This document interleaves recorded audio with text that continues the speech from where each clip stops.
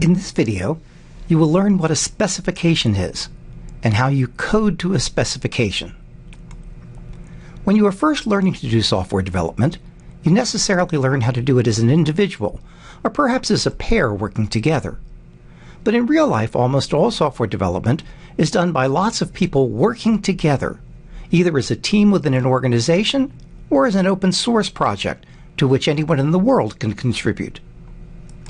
To make this work, the people working together have to have techniques for saying things like, here is what my part of the project does, and here is what I need your part of the project to do. We'll call these parts components of the project. Each component can be thought of as a box for which you specify three things.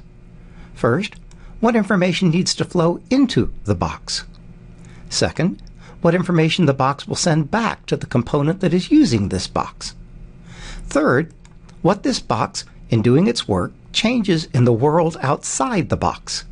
For example, reading or writing to the console, drawing on a graphics window, writing to a file, or turning on a robot's motor.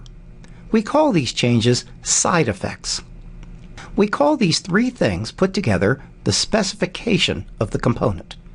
Sometimes the specification needs to specify other things too, like how fast the component must do its work or what is the most space that it can use to do so.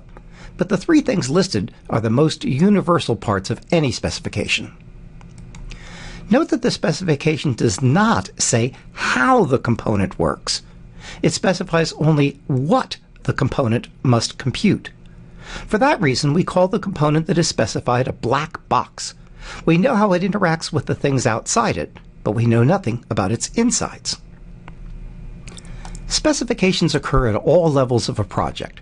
For example, the team talks with the client to determine what the client wants the software to accomplish.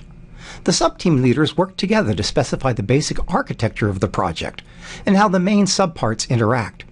At the finest level of detail, we specify the behavior of each function.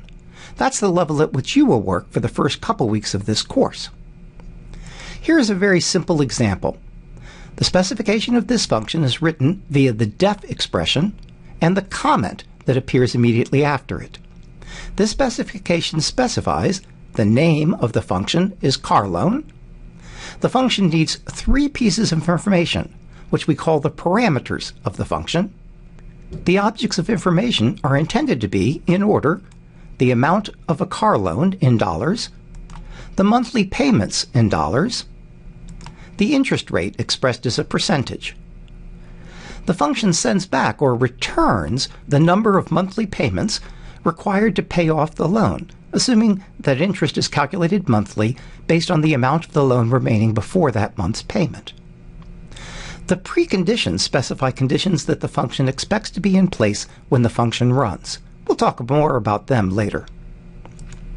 If we both agree on the specification and you write the function per the specification, then I can use your function without knowing its insides by calling your function, as in these examples that I might use to help someone understand the effects of higher monthly payments or a more expensive car, etc. The specification makes sure that I don't make mistakes like using the wrong name for the function, or putting the arguments that I send in the wrong order, or expressing interest rate as a fraction instead of a percentage, or assuming that your function calculates interest continuously rather than monthly. In the first exercises you do after this video, the functions you implement will be particularly simple.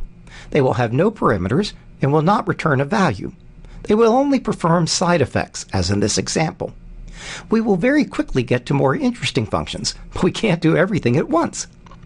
Another video in this sequence shows me working a complete example of implementing a function per its specification. Be sure that you watch it after you learn about input and output in the next video.